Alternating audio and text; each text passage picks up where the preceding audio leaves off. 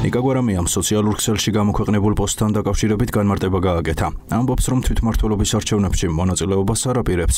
რეგიონული მდივნების დანიშვნა კი პარტიის გასაძლიერებლად სჭირდებათ. რაც შეეხება ლელოს, სადაც დამკვირვებლები ტრენინგებზე დაიბარეს, კომენტარს არ აკეთებენ. არა თქო, რამდენჯერ უნდა გითხრათ, გამორიცხული პარტიის შენებლობა მინდეს რა არის ამაში.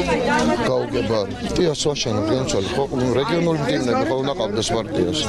ახალი დაფუძნებული პარტია ვართ მოხსენე. დემოკრატიის მთელი სიძლიერე იმაში არის, რომ რაც არ უნდა რადიკალი ჯგუფები იყვნენ საბოლოო ჯამში იძულებს ხდის მათ ხალხი, რომ დაემორჩილონ დემოკრატიული თამაშის წესებს.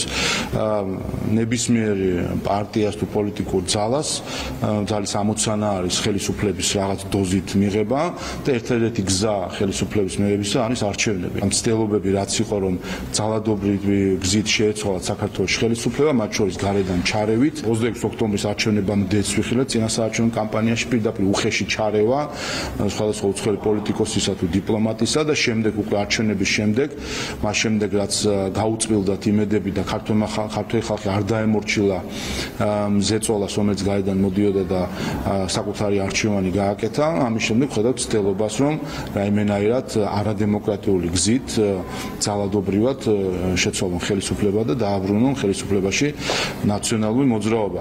ამიტომ გინდა არ გინდა საბოლოო ჯამში ყველას მოუწევს დაემორჩილოს ხალხის ნებას. ხალხის ნება არის დემოკრატია, არის არჩევნები. ოპოზიცია რა თქმა უნდა საკმაოდ დეზორიენტირებულია.